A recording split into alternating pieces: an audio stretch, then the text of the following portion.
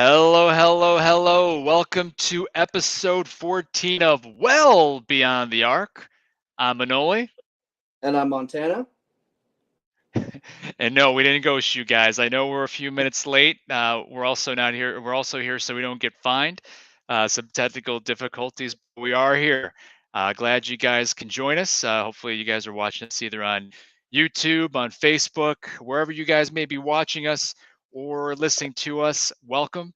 Like I said before, you can find us on YouTube, Facebook, Spotify, Twitch, wherever you guys can find your podcast, and our new edition, iHeartRadio.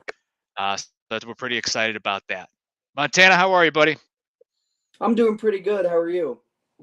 I'm doing well, man. I'm excited to be here today. We're pumped for today's show. And, before we get started, just a reminder to our listeners and everybody, if you haven't subscribed to the Yankee and the Brit sports group here on YouTube, please do so. What are you waiting for? Much appreciated. And let's just dive right in. Head first, Montana. Uh, Absolutely. Trade buzz is still running amok in the NBA. It's been a little bit of a slow off season the last couple weeks, but there's been some increased chatter here in the last couple of days, especially with Kevin Durant. Surprise, surprise, and a little bit of Donovan Mitchell too. Let's start with Kevin Durant.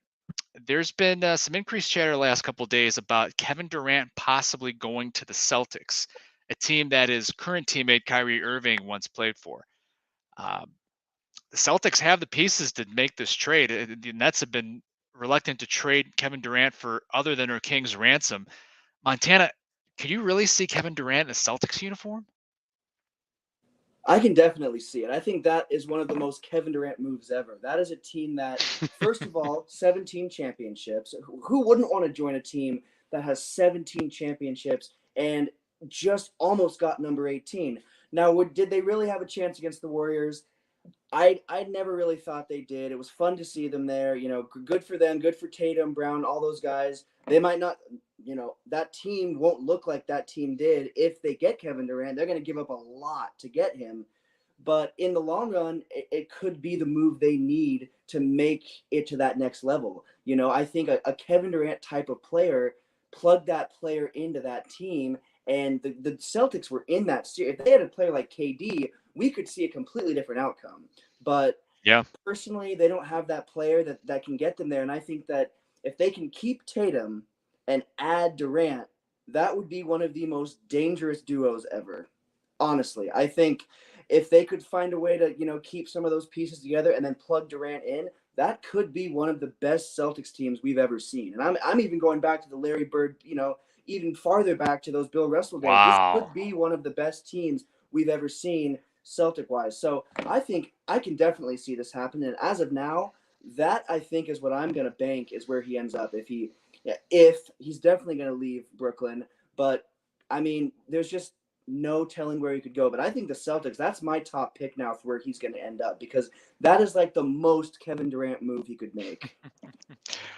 I like how you said the most Kevin Durant move he could have made. I agree. I actually I think the Golden State Warriors would be the most Kevin Durant move he could have made because they just came off winning. But either or. So it was rumored that the Celtics offered Jaylen Brown, who I'm a big fan of, um, Derek White, and one number one pick, a first round draft pick, in exchange for Kevin Durant, which the Nets turned down. Instead, counter with Jaylen Brown, Marcus Smart, Derek White, I believe 3 first round picks, Mike's Pastry Shop with the best cannolis I've ever had in my life, and the TD Garden. Like that's just ridiculous. That's way too much to give up for Kevin. Kevin Durant's one of the greatest players ever. I'm going to say that right now. He is an all-time great. He's also 34 years old, coming off of an Achilles injury a couple of years ago. Did have an ear injury early this year. Hasn't played a full season in God knows how long, and is still owed about what 4 years, 160 some $1 million. Great player. Wouldn't say I wouldn't want him on the Bulls, but let's think about what you're giving back for him. I think the Nets asking price is too high. That's why I don't see this happening unless the Nets accept their original offer. Maybe Brad Stevens sweetens the pot a little bit. Um, that's a good point. How far down the all-time greatest list does he fall? Ghost, what's happening, brother? Um, the other one, Another thing that I don't see, another reason, excuse me, why I don't see Kevin Durant going back to the Celtics. I don't know. Boston has this reputation now, especially with the fans. And Kyrie Irving just played for Boston, and maybe Kyrie gave him a couple pointers, and this is why you don't want to play for Boston of all teams. And if Kyrie wants to stay with the Nets through this year, like he allegedly does, you think he wants Kevin Durant in the same division as him? So I'm not so sure Kevin Durant gets traded to the Celtics, but it's the NBA. All it takes is one dance partner. We'll see what happens.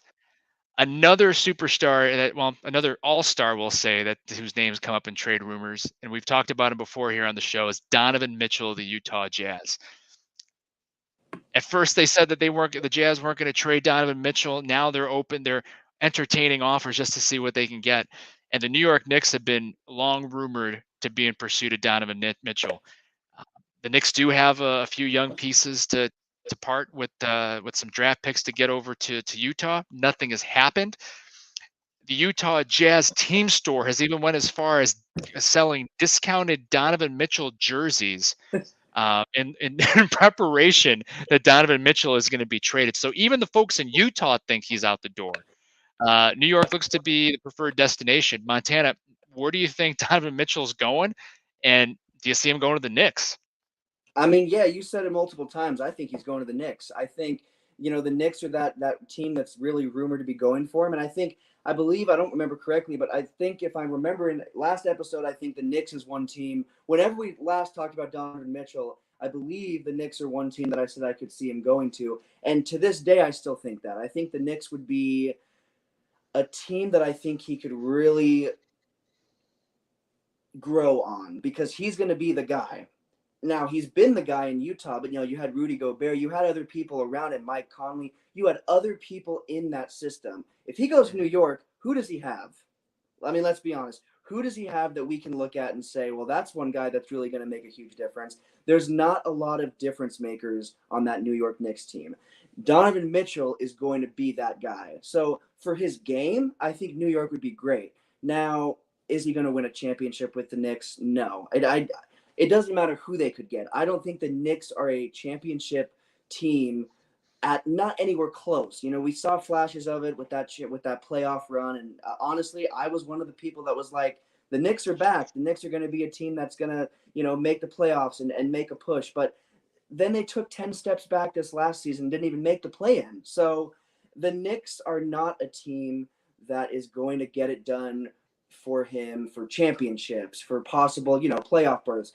But he could improve his game, and he could also be a piece that moves them towards that. So I think the Knicks is the perfect spot for him right now. We've seen him go to the playoffs. We've seen him go and fail multiple times. Let's get him to another team in the other conference, and Fresh let's start. see what he can do. Completely fresh start. So I think that would be a great landing spot for him. And the Knicks would be so lucky to get a talented player like that because Sure. Mitchell would be the best player that they have had on their team since a closer to prime Carmelo Anthony. Yeah. Yeah, absolutely. I mean, I think Donovan Mitchell is destined for the Knicks. The question is, what are the Knicks going to give up for him? What are they going to send back? Right now, they just signed Jalen Brunson to that $104 million deal, which I still can't believe. No offense to Jalen Brunson, good ball player. I don't know if I'd give him $104 million, but they got him. Are they going to send back JT Barrett? Are they going to send back Julius Randle? I think in a perfect world, the Knicks would love to send back Julius Randle in a trade for anybody. But let's say that's exactly what they do. Then you have a backcourt of Jalen Brunson, Donovan Mitchell. You got JT Barrett at the 3. You have a center combination of Robinson and Isaiah Hartenstein that they just signed. Not sure who their 4 would be, but man, that would be interesting. But that's a pretty small backcourt with Brunson and Donovan Mitchell, who I think is listed generously, very generously at 6'2" or 6'3". Got a couple of 6'1" guys in the backcourt in today's day and age. They'll be fun to watch offensively, but I don't know who they're going to guard. But I will say one thing: if Donovan Mitchell does get traded to New York, Madison Square Garden will be rocking, and Knicks fans are going to absolutely lose their mind. They've been dying for a winner in New York there with the Knicks. Uh, we'll see what happens there. What about Yeah, we let anybody in this chat, Nick. Absolutely. No, we don't discriminate here.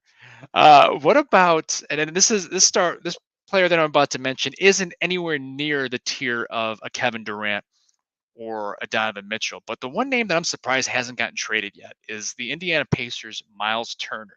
And that's going to surprise some listeners, but Miles Turner's name has been in trade rumors, I feel like, the last 3-4 years. And we've talked about him in length out here on the pod. A 6'10", 4 or 5, who I believe led the NBA in block shots again last season. Doesn't get a lot of pub just because he's in Indiana, and the Pacers have gone nowhere. Guy that can hit an outside shot. Guy that's maybe underachieved a little bit, but still young, still on an affordable, expiring contract. Why do you think Miles Turner's still a Pacer, Montana? And it all goes back to that, front office. They're not, I think that Pacers team is just a dumpster fire. They're starting to get on Nick level. Not quite as much, but they're getting close on Wow. Nick level, in my opinion, with just the decisions that front office makes. I we know that there have been trade offers for Miles Turner. We have seen there have been plenty of reports, and one of the teams that I've seen that have been interested is the Lakers. They're looking towards not going to get Kyrie Irving. He's made it clear he's probably not leaving Brooklyn, and even if he is, I don't see the Lakers getting them. But there was a trade package that had Miles Turner in it, but the Pacers rejected that trade. So I think that it all goes back to that front office. I think they are just holding on for dear life to those pieces that are being up for trade. There's a couple of those players that are up for trade that would do so much better virtually anywhere else. There's a couple of teams they might not do better on because those teams are just below the Pacers, if you can believe there's a team below the Pacers right now. But there are those teams still out there, such as the Kings, that I would say are below the Pacers. But no, there've been. I think it goes back to that front office because there are plenty of teams that would love to have Miles Turner. The issue is that Pacers front office is digging their feet in and just trying to hold on to the last little pieces that got them a little bit of success. Can we call it a lot of success? No, they've not had that much success since Paul George left. But they've had success. They've had a couple playoff appearances, and they made an appearance in the bubble, so they doing better than some teams. But I just think that front office is just digging in and just trying to hold on to him and some other players that have been rumored about being traded as well. I just think it's a mess. I think the Pacers front office is a mess, and I think that they are self-destructing by holding on to these players because it's time to look to the future. You've had this talent and it hasn't worked. Why wouldn't you want to trade it around and see what else you can get and see if maybe a few from new faces would work better? So I just think it all goes back to that front office in Indiana. I think it's a disaster. Well, I agree. The Pacers definitely just become a disaster, but I think they are fully digging their heels in because they want to go through this rebuild. I do like the pickup of Tyrese Halliburton from the Kings. Wasn't sure why the Pacers wanted to trade away Domantas Sabonis. Maybe they feel they couldn't afford him, and that's why they went ahead and traded him. Even though I think would have been a real good young player for them. But Tyrese Halliburton, uh, they just picked up the kid with a really long first name. I forgot his name, from the University of Arizona. The kid that said that, well, okay, I'm not worried about LeBron James. LeBron James has to worry about me too. Which, not sure if that's the comment you want to make as a rookie when people don't know your name. Benedict Cumberbatch or something. I don't remember his name. But anyway, but yeah, no, I think the Pacers are digging into a rebuild, and if they are, might as well lean all the way in and get rid of Miles Turner as well. And there's a team, not too far from me down I-90 that resides in 1901 West Madison that wouldn't mind him either. So, anyway, episode 14. The name of our episode is "The Best to Almost Do It, to Not Do It," something along those lines. I can't see our episode name, but just trust me, that's some of what the episode name is. We're gonna dig into some players that kind of a what if situation, some of the best teams that haven't won a championship, and some of the best, or I'm sorry, worst super teams, the failed super teams. So we're going to get into all that here tonight. And we're also going to play what I hope is going to be a classic edition of NBA Player Or. There's a reason why I have my Greek Giannis Antetokounmpo jersey on, and Montana will find out here shortly more about that. But anyway, let's go into Montana. Something that you and I have talked about offline for a while is some of the best players, the what if situations. Some players that had obvious talent, that had some limited success in the NBA, but what would their careers look like if they would have stayed healthy? They wouldn't have gotten in certain situations and things of that nature. Thank you, Jay. The best to almost do it. It helps if I can learn how to read. Thank you, Jay. But Montana, I mean, there's so many guys that we can pick from here. I mean, I wrote down at least a dozen, a couple that might be unexpected that I might bring up here. But who's the first person when I say, what's the biggest what if story as far as a player goes that you can think of in NBA history? Who's first guy, or maybe three guys that come to mind? So most of this list is definitely injury based for me, but the first guy, and honestly one of the biggest in my opinion, isn't a player that ever got to play any NBA minutes, and that would be Len Bias. Small forward out of the Good one. University. Yep, University of He's on my Manila. list too. Yep. Legends like Bill Russell said that he would have been better than Michael Jordan had he gotten to play NBA minutes. He was just incredible. He was a spectacle. I've seen, old highlights of him in college, and he was insane. And his senior year especially, he really showed what he could be. He averaged 23 points per game, 7 rebounds per game, 1 assist per game, and he lifted those stats from that junior season to that senior season. I mean, he was still a very successful player all 4 years, but that senior season he showed what he was going to be. Unfortunately, he never got to play any NBA minutes, passing away after he was drafted by the Celtics, but had we gotten to see Len Bias suit up for that Celtics team, also Yes. think about who was playing for the Celtics. He would have teamed up with a legendary team. And I truly think that instead of seeing a Michael Jordan led, 6 championship type of thing, I think Len Bias would have been that guy. And that Celtic team would have seen success the rest of the 80s and into the 90s because Len Sure. Bias was the real deal. And we never even got to see him suit up. So that's my number one for sure is Len Can Bias. I for just a second, just for younger viewers out there that don't remember Len Bias? Number one, make sure you check out the ESPN 30 for 30 on Len Bias. Obviously, it's a sad story of him passing and that failed promise, right? And we never got to see him in the NBA with the Celtics. And like Montana said, play with Bird, McHale, Parrish, and that group. But think about LeBron James's body, 6'8", 250 of muscle. Think of Michael Jordan in LeBron James's body, but a better basketball player. That's what Len Bias was in college. Great call, Montana. Go on. I'm sorry I interrupted. No, no. So that was my first one. My second one was Brandon Roy. Um, Another good one. if Kobe Bryant says there's no weaknesses to a player's game, I never heard him say that about anybody else. There is not another player that I can think of Kobe Bryant saying there was no weaknesses in their game, and that was Brandon Roy. And Roy came onto the scene as a rookie, just there was no rookie out there within the last little bit that I can think of that showed out like Brandon Roy. He was a force. He averaged 18.8 points per game, 4.3 rebounds per game, 4.7 assists per game, 1 steal per game, 2 blocks per or no, excuse me, 0.2 blocks per game. So he, all around player on both sides of the ball. This guy And could those are his play. career numbers. Those aren't his numbers at his peak. He was like an all NBA 23 point per game scorer. I mean, Mhm. you mentioned what Kobe said about him. I mean, he would have been. The problem was those knees, and he had knee Yep. problems since college. If you're coming into the NBA with injuries and with potential issues, that's a huge. I mean, we've seen players like Greg Oden. He came into the NBA and he also had some injuries in college. So when you have a player who is super talented but has injuries in college, that's usually not a good sign for the NBA because you're talking about so many more games, all year round. It's way more than college. So if you're struggling in college and you have injuries and you're taking those over to the NBA, chances are you may not have the career you could have without those injuries. And that was Brandon Roy because like you said, when he was putting up his biggest numbers, there was no one that could stop him. And to get a comment out of Kobe like that is one of the biggest Yeah. accomplishments. That's almost saying more than, yeah, that guy's an NBA champion. No, that guy was said to have no weaknesses by, in my opinion, one of the top 5 greatest players to ever play basketball. It's just it speaks for itself. So Brandon Roy is my second one, and then my third one is Penny Hardaway.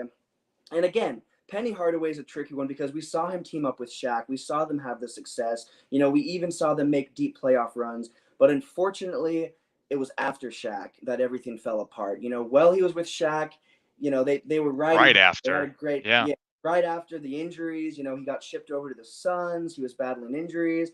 But I mean, this guy was still a 15.2 points per game, 4.5 rebounds per game, 5 assists per game guy. I mean, he was a solid number guy, an NBA Hall of Famer player. It's just what could he have been on top of that?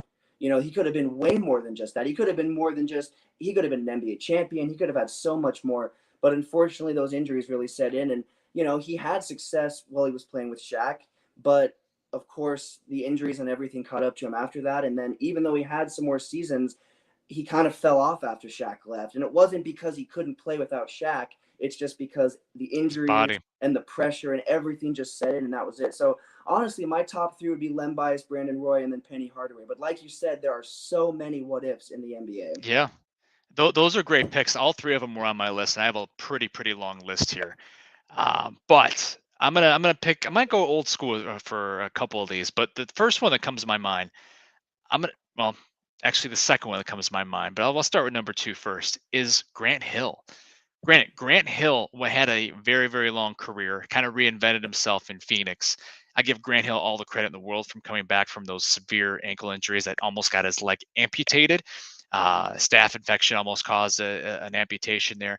And just, for a good 2, 3, 4 years in Orlando after he left the Pistons, just struggling to make it on the court for even a handful of games a year, and to go on and have, granted, the second half of his career is more as a role player, a solid role player, and kind of reinventing himself with the Phoenix Suns. Give him all the credit in the world. But Grant Hill in his prime, Detroit Pistons Grant Hill. Think of what LeBron James was doing. That's what Grant Hill was doing. Maybe a couple degrees lower, but Grant Hill was among the top 5 players in the NBA before he got hurt. And his era was pointing straight up right before the injury, right after Jordan's second retirement. Granted, the Pistons weren't doing much as a team. I mean, I think they had a couple 51 seasons with those teal jerseys, which I saw that Detroit's bringing back. I think that's pretty cool. But Grant Hill, all around player, he was starting to adjust to the outside shot. Never a great outside shooter, but it was starting to add that to his game. He would definitely been. I see MVPs in his future, multiple All-Star games. Granted, he did make it to the Hall of Fame. A lot of that is probably a combination of what he did in his first few years in the NBA and his collegiate career, and the fact that he won a '96 gold medal with that Olympic basketball team. But Grant Hill is up there for me. Most obvious one for me is Derrick Rose, being a Chicago Bulls fan, living here in the Chicagoland area. We got to see a glimpse of what Derrick Rose can do for a good 3, 4 years. And then that first knee injury, which I still have not let Tom Thibodeau off the hook for not taking him out of that game 1 playoff game against the 76ers when the Bulls were up 13 with a minute or so left. That's when Rose went down with the ACL, and then it just all went down from Hill. Derrick Rose, youngest MVP in NBA history, had the Bulls coming up. He was literally carrying the Bulls. The Bulls didn't have enough to beat Miami, like the LeBron James, Dwayne Wade, Chris Bosh Miami Heat, but the Bulls were coming, led by Chicago's own Derrick Rose. Probably the most athletic point guard we've seen. And yes, we talk about Russell Westbrook at length on this show, partially by accident. Derrick Rose was better than Russell Westbrook. Before the injuries, absolutely better. Yes, Russell Westbrook was one of the probably the or it does hold the record for most triple doubles, game in triple doubles, average a triple double in the 3 of the last 5 seasons, I believe, when Oscar Robertson was the only one to do that beforehand. But Derrick Rose, before the injuries, was a better player. That's not even a hot take. That's just a fact. I'm going to mention a couple other guys. You talked about knee injuries with Brandon Roy. A guy that doesn't get talked a lot about, and he's often forgotten, is Greg Oden. Same type of deal. And I think he was damaged goods in college, but because he was a 6'11", 7-footer coming out of school, and again, he was the number 1 pick that Portland had. Portland screwed it up again. They didn't learn from '84 when they took Bowie over Michael Jordan. But Greg Oden, yes, he had a good college career. Actually, I think he was only in Ohio State for 1 year. But that championship game against Florida, even though Ohio State lost, cemented him as the number 1 pick. But he just never could stay healthy. I think I saw a stat where Brandon Roy, LaMarcus Aldridge, and Greg Oden, when they played together for 62 games, Portland Trailblazers for 50-12. So Greg Oden probably would have had an impact. I don't know where he would have been as far as the all-time greats or how many all-star games he would have made or things of that nature, but he would have been a solid player. Now, I said 3, but there's one name that I absolutely have to mention. I lied. 2 names, and I'm going to go a little bit way back. The first name I'm going to mention is Pistol Pete Maravich. If you go back and look at the NCAA records for men's basketball scoring, Pistol Pete's records. The guy averaged 44 points a game in college. I mean, come on, that's crazy, crazy. Uber skilled. Uh, you know, made a couple All-Star teams in the NBA. I think he even won a scoring championship. Was a decent player, but he had knee problems as well. I mean, there's a common theme, unfortunately, with these what-if stories, and it's injuries, and especially knee injuries. And I don't know if many people know this, but Pete Maravich's last year in the NBA, he was traded to the Boston Celtics in 1979-80 and played a few games with a then rookie Larry Bird. That's not why he's on the what if list. That's just a fun fact for our listeners. But Pete Maravich would have been one of the more talented guards this league has ever seen. And the last name I want to mention, at least in this opening round of this, well, actually, last name I'm going to mention here for a minute, is the late, great Drazen Petrovic. Unfortunately, was killed in a tragic car accident in 1993 after coming off 2 great years with the New Jersey Nets. He was drafted into the league by the Portland Trail Blazers, one of the best international players of all time, probably one of the best players to ever come into the NBA before this recent I don't say outbreak because that sounds bad, but influx of international stars in the NBA. But Drazen Petrovic, one of the best shooters, was a 20-point per game scorer in his time with New Jersey. Was on some of those fun New Jersey Nets teams. It was Petrovic, Derek Coleman, Kenny Anderson. That team was pointing up as well. I don't know if they would have overtaken the New York Knicks or anybody like that, but we didn't get to see the best of Drazen Petrovic over a long time. And unfortunately, like I said before, he was tragically killed in that car accident. But I would have been super curious to see how his career would have panned out. So I'm going to take a breath and see if you got anybody else we can add that before we go on to our favorite game. Yeah, definitely. So another big one for me, and I'm gonna do two guys, but it's in one thing because they played together, and that would be Yao Ming and Tracy McGrady. These two Great players picks. are Hall of Famers. These two players they're the best of the best. When you think of the best players from that early to mid 2000s, Tracy McGrady and Yao Ming are right up there. They played together in Houston, and McGrady never took a team out of the first round. Can't blame that all on injuries, but we can kind of look at some of the teams he had, and it wasn't all his fault. He lacked every time that they had a team that looked really good in some area, there was always something lacking. Those Houston Rocket teams always had a big hole. It just always changed what that big hole was. So, Yao Ming and Tracy McGrady would battle injuries at different times. Sometimes Yao Ming would be out, sometimes Tracy McGrady would be out. There were even times when they both were out. So, you have these two great leaders and these great players that have this championship caliber experience and this championship caliber talent, but you can't win a championship with two stars that are always injured. Even if one is on the court, if you're missing one of those guys, you're not going to get it done. So for me, Tracy McGrady and Yao Ming are one of the biggest what ifs, not just as players, but as a duo. That's one of the biggest what if duos I think we'll ever see, because those two guys, Houston had so much talent and so much hype that was built around these two guys, but we just didn't see enough of them on the floor together to really see what they could have been. Even when they were healthy for long stretches, when it really mattered, usually one of them was out. Yeah.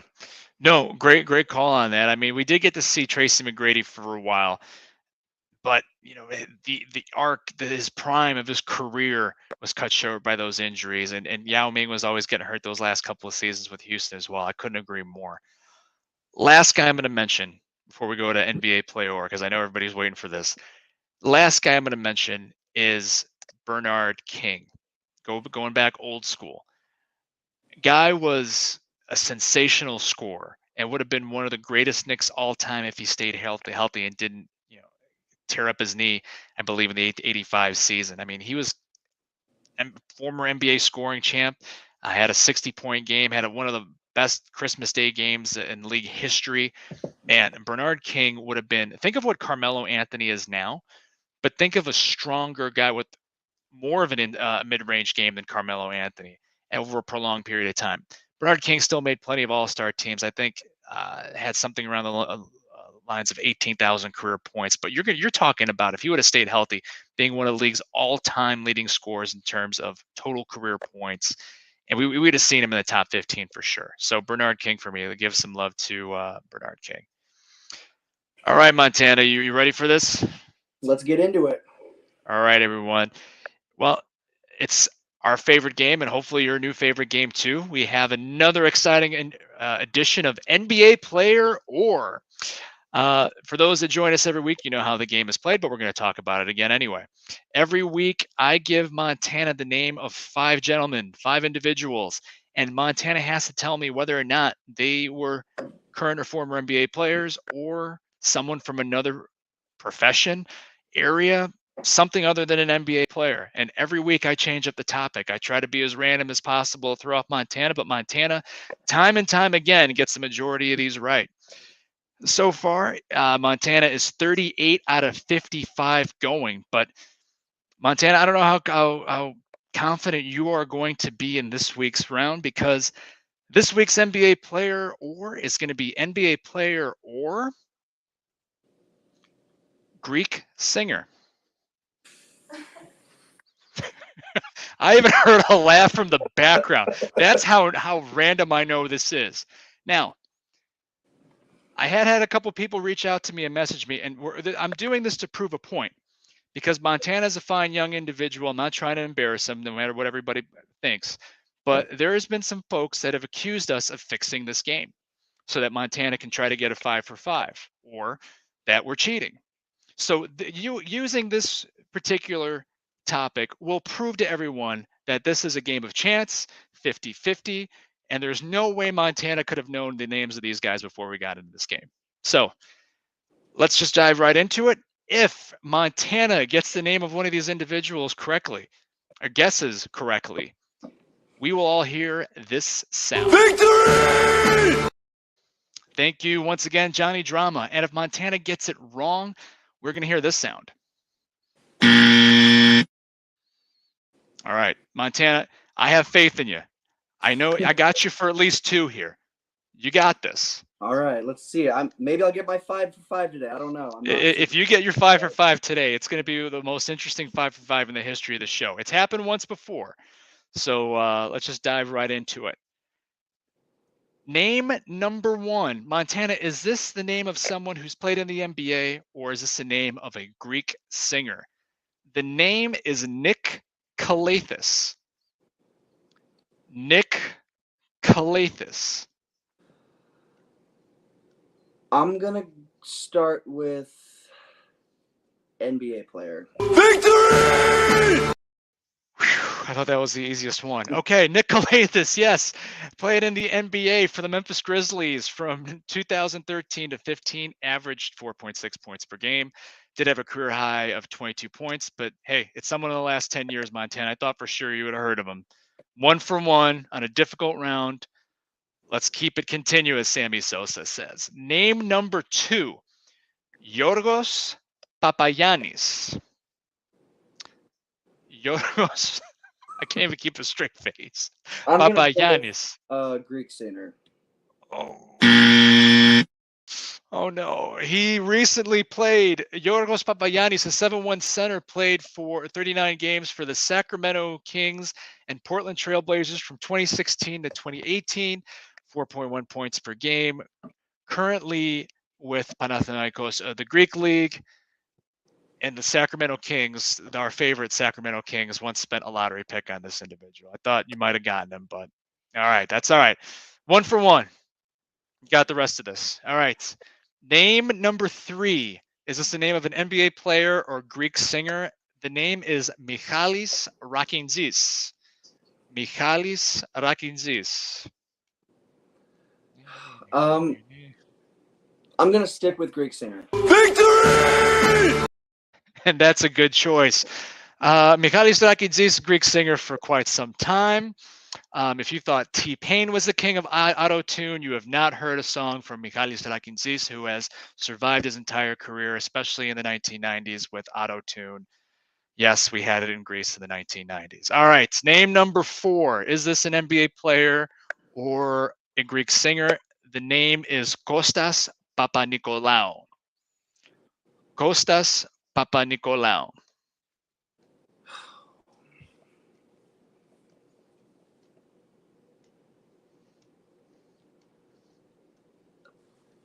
I'm going to switch back over to NBA player. Victory! And that would be a good decision, sir. Costas Papanikolaou, 6'8" forward, played in 69 career games over the 2014-15 season and 2015-16 season, primarily with the Houston Rockets, averaging 3.6 points per game, and was part of the Houston Rockets team led by James Harden and Dwight Howard to make it to the Western Conference Finals in 2015. Currently with Olympiacos of the Greek League. Montana, 3 out of 4. Very difficult round. All right, let's see if you can get this next one. All right. Let's see if you can finish on a 4 out of 5. Is this the name of a NBA player or Greek singer? The name is Tous. Tous. Greek singer. Victory! Thank God he got that one. All Tous, right. yes, Greek singer, primarily a Greek rapper, known in Greece for his facial tattoos and sounding like Kermit the Frog. All right, Montana, 4 for 5. See, everybody, we're not cheating. Montana had no idea who these guys were, and he still got 4 out of 5. That brings you to 42 of 60 here going. Montana, nicely done. I'm shocked, but I'm glad if I can get this, I can. There's no telling what else I can get because I had no idea. So I'm very impressed with myself, but I'm still looking for that 5 for 5. Have I ever gotten one? I don't think I have. One time. Did One time. one? You got 1 for 5. Do you It's remember happened. which category it was? I have no idea, but we'll have to go back and make sure I don't use that again. Flawless victory. Well done, Jay. Well, I think now here is a time to pause briefly for a word from the Yankee and the Brit. We'll talk about some of the other shows on the Yankee and the Brit Sports Group. Definitely want to check them out. Jay, take it away. What's up, everybody? It's your boy Jay from Yankee and the Brit telling you to come over and check out our shows. The Yankee and the Brit Sports Talk, Well Beyond the Arc, the Markout Podcast, Flagrant and Foul, Real Talk with Jay, and MMA Underground Weekly at YouTube/The Yankee and the Brit. Deuces. All right. Thank you, Jay. All right, Montana, I'm still got goosebumps from that 4 out of 5 performance there. All right. Let's go on to some of the best teams to not win an NBA championship. There's so many we can list.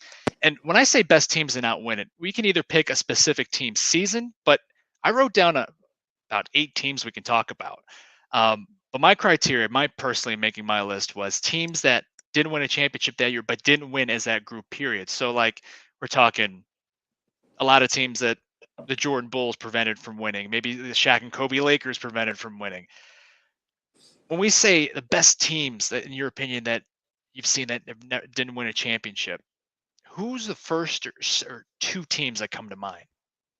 Well, that 97-98 Utah Jazz team, that was Jordan's last championship.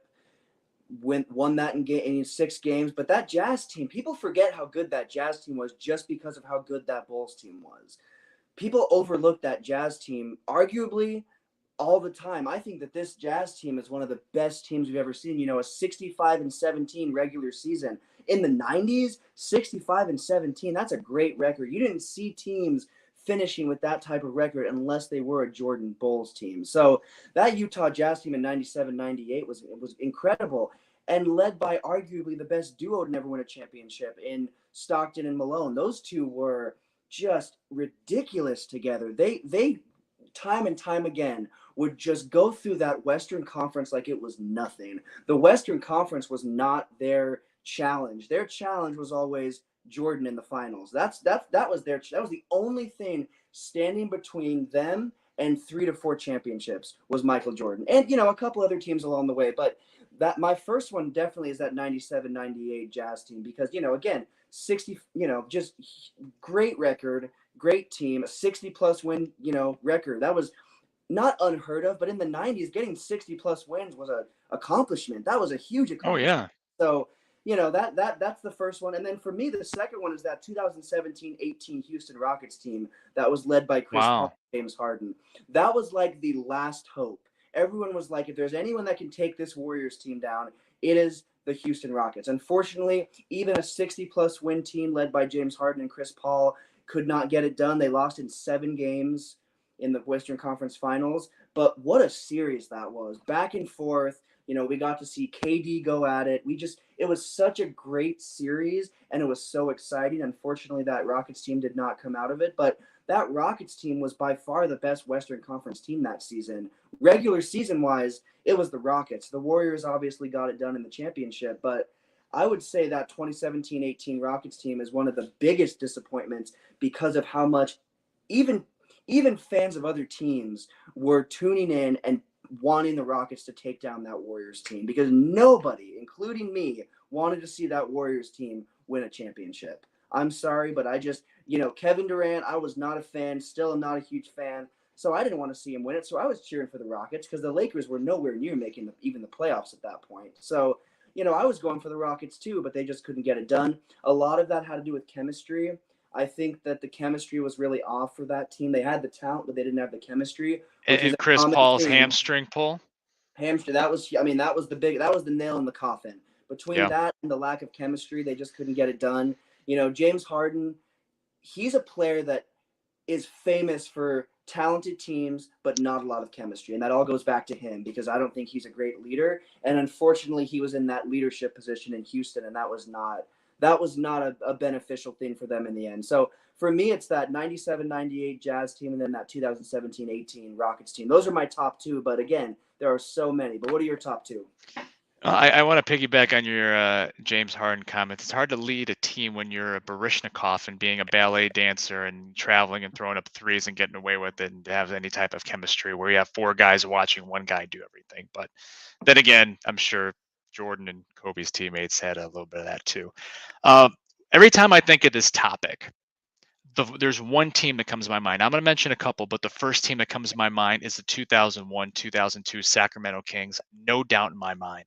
They took the Lakers to 7 games in the Western Conference Finals in 2002. That's the team with Chris Webber, Peja Stojakovic, Mike Bibby, Doug Christie, Hedo Turkoglu, Bobby Jackson. That team was loaded and such a fun team to watch. Not only an up and down pace in a time in the NBA where there was a lot of slow down, throw it into the big man, sub 100 points per game scoring out of teams. The Kings were one of the best offensive teams of that era. Most talented team, arguably in my mind, that didn't win a championship. And the one personally that clear to my heart that I wanted to see win a championship and didn't.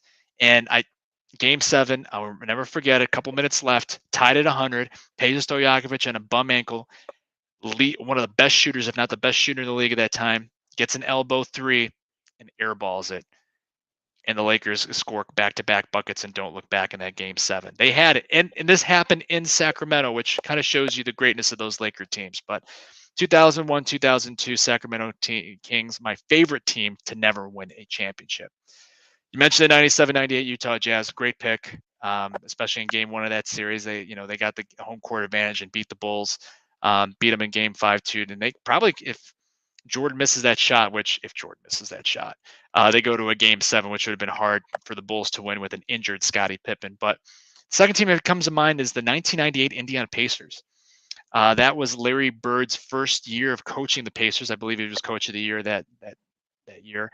Pacers were second in the East to the Bulls, but had a much more complete team. You had the Davis boys, Dale Davis, Antonio Davis. You had the Hall of Famer and Reggie Miller, still at 33 years old, still playing at an all-star level, made the all-star team that year. A young Jalen Rose, a young and talented Jalen Rose. Kreml said Chris Webber. That would have been interesting. Chris Mullen, Mark Jackson, Derek McKee. I mean, they had a deep team.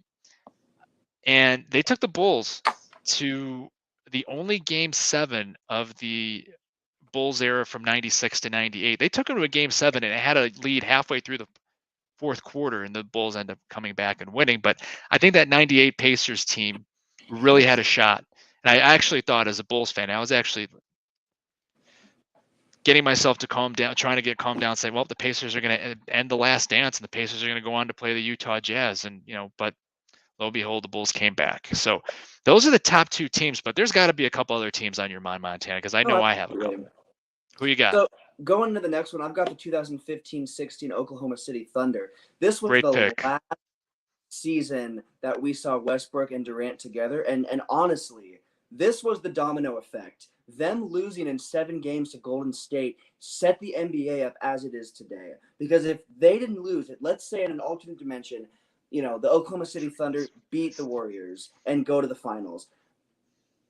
I very well think they would have been a team that the Cavs were talented, but Kevin Durant and Russell Westbrook, I mean, they were on a tear together, especially that season. I really think that was like the last chance for them to get this done, and they both knew that. And then they couldn't do it. They lost in 7 games to a very talented Warriors team that obviously, Kevin Durant would end up hopping on that later that summer. But that Oklahoma City Thunder team is one of the biggest what ifs for me, because not just because I think they could have easily been that season's NBA champion, also because the NBA wouldn't look like it does now had they advanced past the Warriors, because Kevin Durant would not leave that team if they won. I don't see him leaving. Now, I can see him leaving eventually, but I don't see him jumping off that at that point. And I also don't see him joining the Warriors if they beat them in advance. So, that's a big what if for me. And that's a big, another one from that same season was that same season Spurs, the 2015-16 Spurs.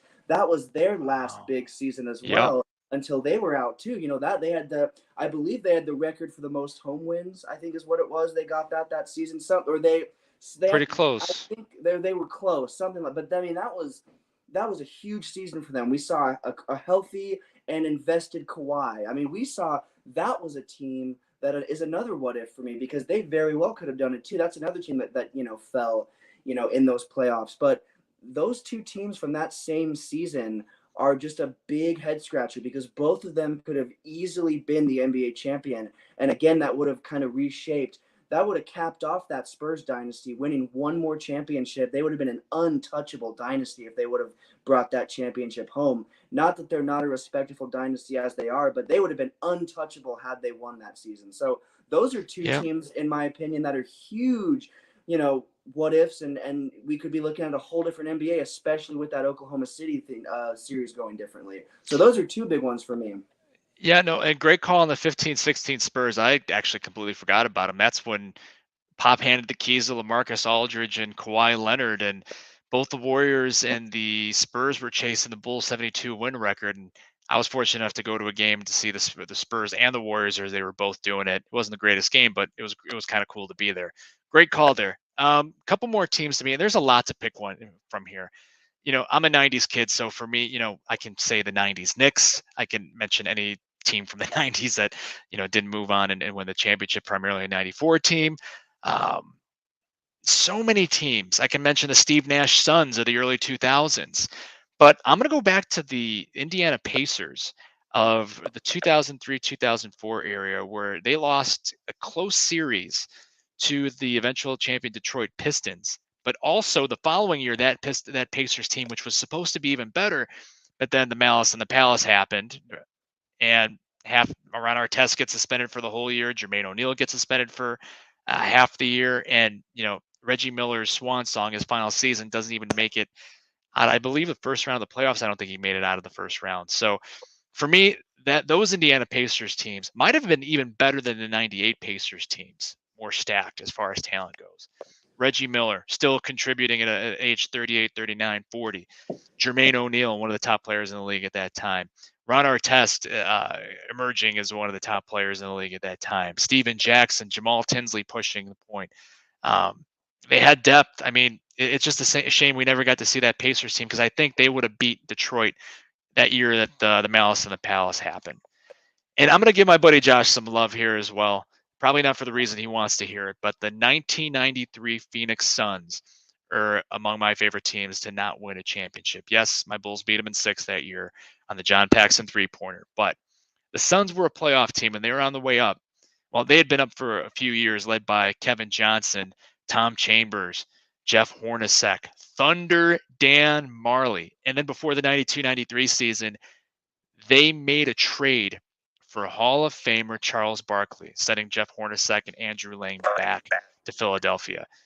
So you take a 50-plus win Phoenix Suns team and you add Charles Barkley to that group.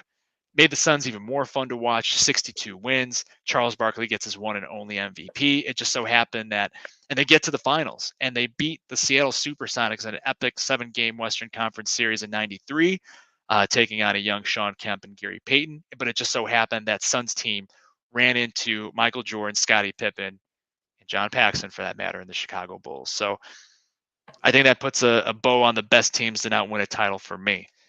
Now, our last best to almost do it, so to speak. Let's talk about the worst super teams. And I know you like this particular topic. There's been some attempts at putting super teams together. Not as big of a list, but I think, Montana, you might seeing how excited you are to talk about this one, I think you might have one or two in mind.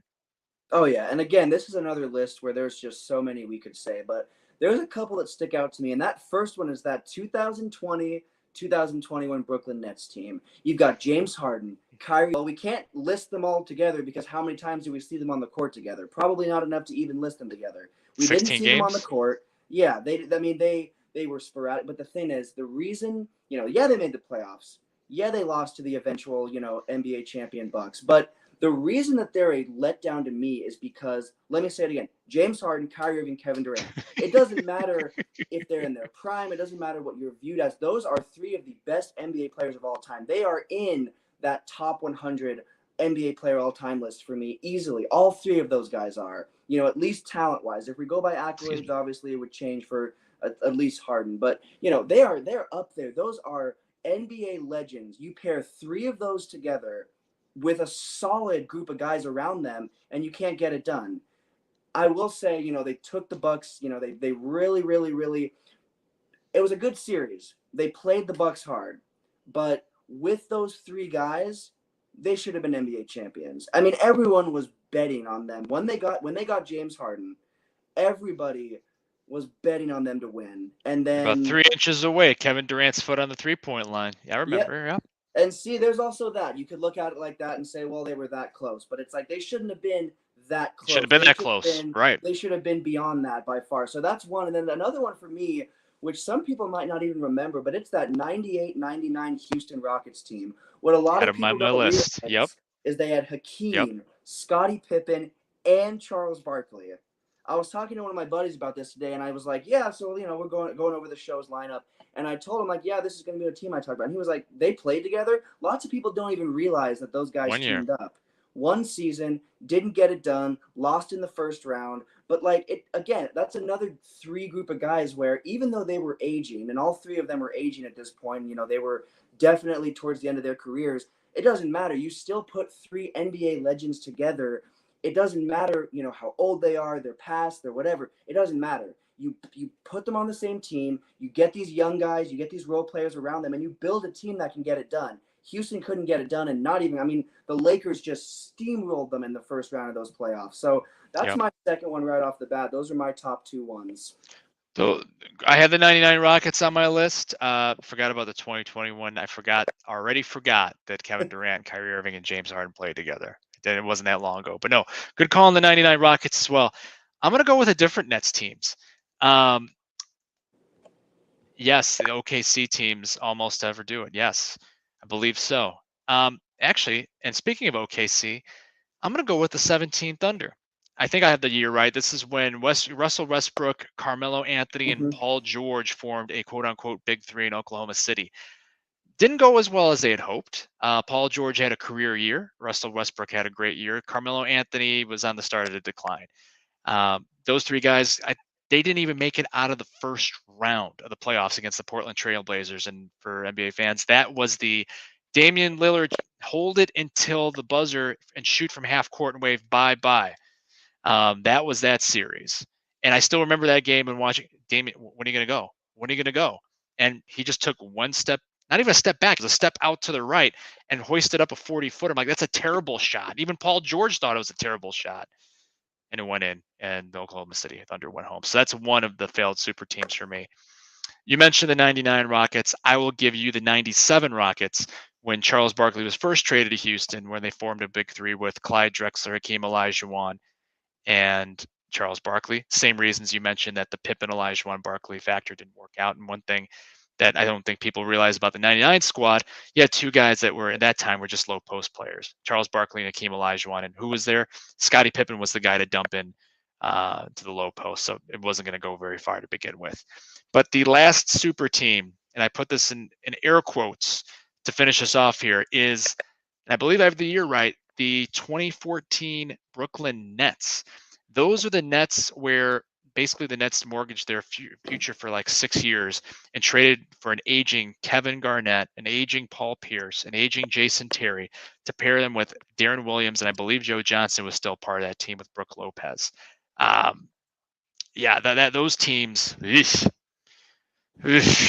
so many draft picks they traded away. I mean, Boston's still reaping the benefits of that. That Jason Tatum. That's how they got Jason Tatum, was that trade. So I don't even think the Brooklyn Nets made it out of the first round, if not the second round. Coached by Jason Kidd, who I think in that season, remember, I think he had one of the players, he told him to hit him on purpose so he could knock the Diet Coke out of his hands and spill onto the court because he had run out of timeouts and wanted to get a free timeout. So, Montana, you might have one more.